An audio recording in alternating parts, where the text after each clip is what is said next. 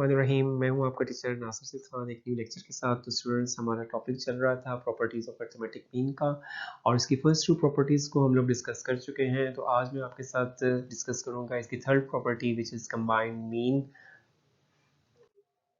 तो आज के लेक्चर के कंटेंट्स में third property of arithmetic mean combined mean को हम डिस्कस करेंगे, और इसमें एक्सरसाइज का क्वेश्चन 3.10 जो है वो मैं आपसे डिस्कस करूंगा। Third property of arithmetic mean, combined mean, and we also call it overall mean. Mean और ओवरऑल मीन की स्टेटमेंट को पहले देख लेते हैं। आपके पास यहाँ पे students n1 values have mean x1 बार। आपके पास एक ग्रुप है n1 वैल्यूज का, उसका मीन x1 बार है। Another group n2 values have mean x2 bar and so on and k values kth group है, और उसका मीन जो है हमारे पास have mean x bar k। अब हमारे पास kth ग्रुप्स है, और mean of all the values या all the groups is denoted by x bar c।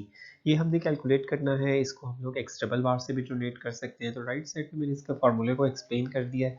तो यहाँ पे अगर आप देखें n1 फर्स्ट ग्रुप और उसके मीन को मल्टीप्लाई किया है, this is the sum of all the observations. ठीक है, सम ऑफ द वैल्यूज आ जाएगा, समेशन x आ जाएगा। ठीक है, देन फिर सेकेंड ग्रुप है और उसके मीन को मल्टीप्लाई कर दिया है, और सो ऑन kth ग्रुप आपके पास है और उसके मीन को, उसके रेलेवेंट मीन को हमने मल्टीप्लाई कर दिया है। तो ये मेरे पास जो है वो तमाम जो ग्रुप्स हैं उनका सम निकल आएगा, और डिवाइड करना है डिनोमिनेटर में तमाम नंबर ऑफ ग्रुप्स की वैल्यूज़ को।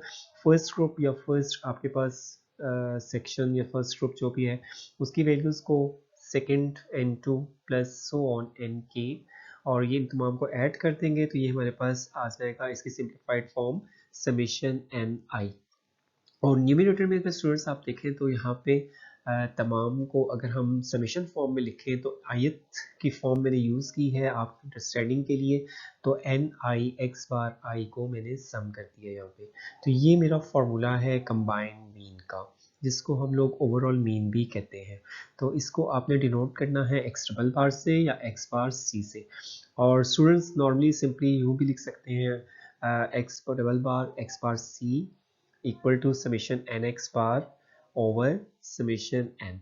तो आप स्टूडेंट्स ये फार्मूला जो है इसको याद कर सकते हैं, summation N x bar over summation N. Combined mean की प्रॉपर्टी को मैं अप्लाई करूंगा एक्सरसाइज क्वेश्चन 3.10 पर। तो एक्सरसाइज क्वेश्चन 3.10 की statement the average marks obtain by 3 sections. तो यहाँ पे हमें 3 सेक्शंस गिवन है of a statistics class are given below. तो आपके पास स्टैट्स के 3 सेक्शंस हैं किसी भी कॉलेज के अंदर या किसी भी आपके पास यूनिवर्सिटी में। तो यहाँ पे आप देखेंगे सेक्शन ए बी एंड सी, और उसमें नंबर ऑफ स्टूडेंट्स हैं। फर्स्ट सेक्शन ए में आपके पास 45 स्टूडेंट्स हैं, सेक्शन बी में हमारे पास 42 स्टूडेंट्स हैं, एंड सेक्शन सी में 38 स्टूडेंट्स हैं। और उनके एवरेज मार्क्स भी हमें गिवन है, यानी उनके मीन मार्क्स हर सेक्शंस के अलग-अलग फाइंड करके आपको गिवन कर दिए गए हैं। तो ये आपके पास 68 बी, आपके पास सेक्शन बी का एवरेज मार्क 58 है, और सेक्शन सी का एवरेज मार्क जो है वो 52 है। तो कह रहे हैं now we calculate the combined mean the whole class. Whole class mean या होल तमाम ऑल सेक्शंस भी लिखा जा सकता है। तो ये हमने इस पे यहाँ पे तमाम पूरे के पूरे तीनों सेक्शंस का इकट्ठा एक कंबाइंड मीन जो है वो फाइंड करना है। इस क्वेश्चन के स्टैटिस्टिकल सॉल्यूशन में सबसे पहले आपने अपनी चीज़ों को जो है वो कॉलम में राइट करना है। तो नंबर ऑफ स्टूडेंट्स को मैंने कॉलम में लिख लिया है, और साथ में उनके मीन्स को। तो नंबर ऑफ स्टूडेंट्स को जो यहाँ पे मैंने नेमिंग की है या डिनोट किया है वो एन आई, और मीन्स को डिनोट किया है एक्स बार से, एक्स बार आई।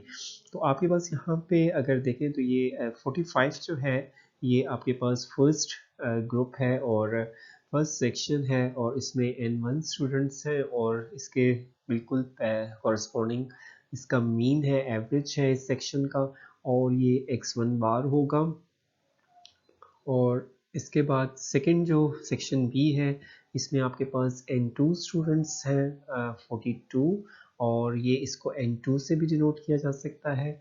और उसके बाद आपके पास इनके मीन्स जो हैं, मीन इस सेक्शन का, सेक्शन बी का, वो आपके पास x बार 2 है, और इस सिमिलरली इसी तरह से सेक्शन सी जो है, इसमें आपके पास n3 स्टूडेंट्स हैं, यानी 38 स्टूडेंट्स हैं, नंबर ऑफ वैल्यूज 38 है, और इसका मीन जो है, एवरेज मार्क्स जो है सेक्शन सी के विच इज़ 52, और इस इज डिनोटेड बाय x बार 3।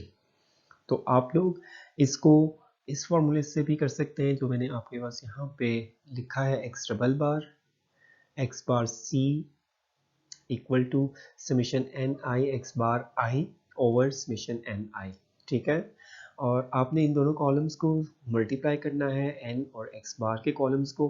तो सेकंड कॉलम मल्टीप्लाई होगा मीन्स के कॉलम्स के साथ, थर्ड कॉलम के साथ, और इसकी हेडिंग है एन आई एक्स बार आई। तो दोनों को आपस में मल्टीप्लाई कर लेंगे वैल्यूज़ को simply. 45 multiply by 68, answer is 3060। उसके बाद आपने 42 को मल्टीप्लाई करना है 58 से, x पार्ट 2 से, और आंसर इज़ 2436। और थर्ड पॉइंट आपका सेक्शन सी का 38 स्टूडेंट्स और एवरेज उसकी 52 है, इन दोनों को मल्टीप्लाई करेंगे तो 1976 होगा। इन तीनों को आपने ऐड कर देना है, तो मैंने इसको कॉलम में ऐड कर दिया है और आंसर मेरे पास आ रहा है 7472। This is the sum of N I X bar I. अब इसको आपने पुट कर देना है अपने फार्मूला में, और फार्मूला जो है वो मेरे पास summation N I X I bar over summation N I, after dividing we have combined mean 59.78। तो ये है इसका पूरे तमाम के तमाम सेक्शंस का जो है वो, तीनों सेक्शंस का एक कंबाइंड मीन है जो कि 59.78 है।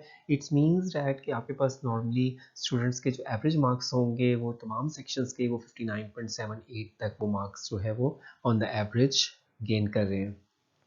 Today students, in this lecture I discussed with you the third property of arithmetic mean, which is combined mean. I hope you are understanding well. So students, don't forget to subscribe my channel and like. Thank you.